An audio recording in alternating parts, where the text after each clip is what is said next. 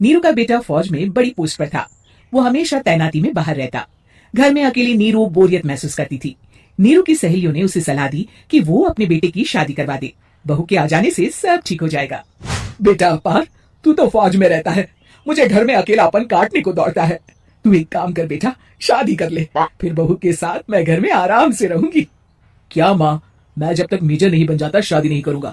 तुम कहीं घूमने उमने जाया करो, लेकिन शादी की बात मत करो।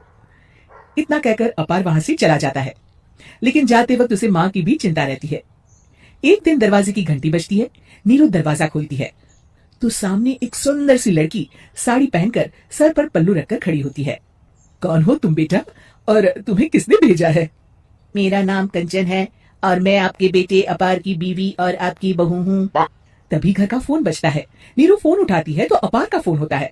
माँ, कंचन आ गई। वो आपकी बहू है माँ, और मैंने उससे शादी कर ली है। आप अकेली रहती है तो मैंने आपके लिए शादी कर ली माँ। अच्छा बेटा, बहू तो आ गई, बहुत सुंदर है। अब ना मैं आराम से घर में खुश रहूंगी। इतना कहकर नीरू जैसे ही कंचन की तरफ देखती है, वो उसके पैर छूती है। नीरू कंचन को आशीर्वाद देकर गले लगा लेती है। अगली सुबह नीरू सोकर उठती है तो अरे, सारा घर कितना चमक रहा है। इतनी सुबह घर का सारा काम किसने किया? तभी कंचन हाथ में स्वादिष्ट नाश्ता और चाय लेकर आती है और टिपॉय पर रखकर कंचन के पैर छूती है। बहू को देखकर नीरू काफी खुश हो जाती है। वो कंचन से कहती है, कंचन बेटा, आज मेरे घर में किटी पार्टी है, तुम मेरी सहेलियों के लिए कुछ अच्छा बना लेना। माँ, मुझे अच्छा बनाना नहीं आता, आप बता दीजिए, मैं बना दूंगी। अरे मैं भी तो नहीं जानती। ऐसा कर, शाम को इटालियन खाना, सी फूड और हाँ, चाइनीज खाना बना लेना, ठीक है? कंचन नीरू की बात सुनकर खुश हो जाती है। हाँ माँ, मैं तो ये सब बना सकती हूँ, आप चिंता ना करें। शाम को नीरू की सहेलियां आती हैं, जहाँ कंचन अकेले बनाए स्वादिष्ट खाना बनाकर खिलाती है। वो सारी सफाई कर सबको खुश कर देती है। कंचन अंदर किचन में जाती है कि तभी नीरू की सहेली बोल पड़ती है। अरे नीरू, तेरी बहू तो बड़ी परफेक्ट है, तेरी हर बात मानती है और सारा काम भी अकेले करती है, तुझे शिकायत का मौका भी नहीं देती। लेकिन क्या फायदा, बेचारी नीरू का जीवन तो बहू के आने के बाद भी बोरिंग का बोरिंग ही रहा। क्यों, ऐसा क्यों बोल रही है? अब तो मेरे साथ मेरी बहू भी रहती है। हाँ, रहती तो है, लेकिन मैं ऐसी लड़कियों को बहुत अच्छे से जानती हूँ। ये सारे काम इसलिए करती है कि तुझे लड़ाई करने का कोई मौका ना मिले और तू फ्रस्ट्रेट हो जाए, समझी? नीरू भोली सूरत बनाकर कहती है। नहीं, मैं नहीं समझी। अरे, घर में सास बहू की लड़ाई ना हो तो घर भी भला घर लगता है क्या?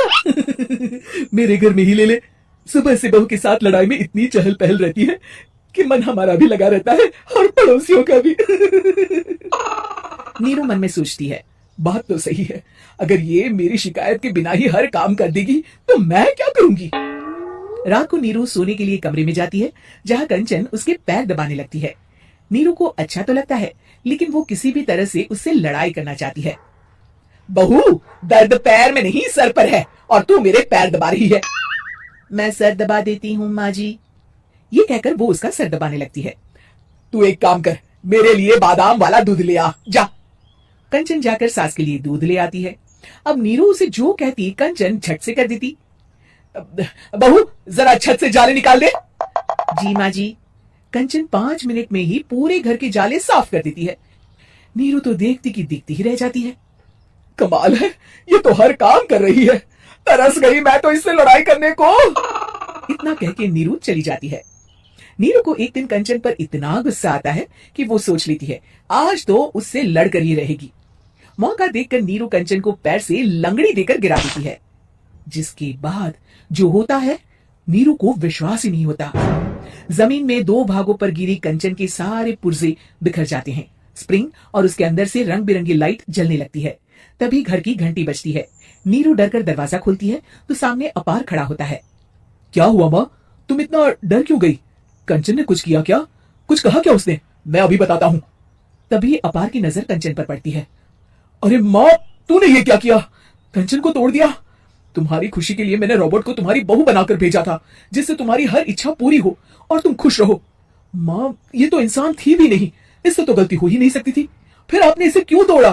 क्या गलती थी इसकी माँ? बेटा, इसकी सबसे बड़ी गलती ये थी कि ये इंसानों की तरह सास से लड़ाई नहीं करती थी। अपार माँ की बात सुनकर हैरान रह जाता है।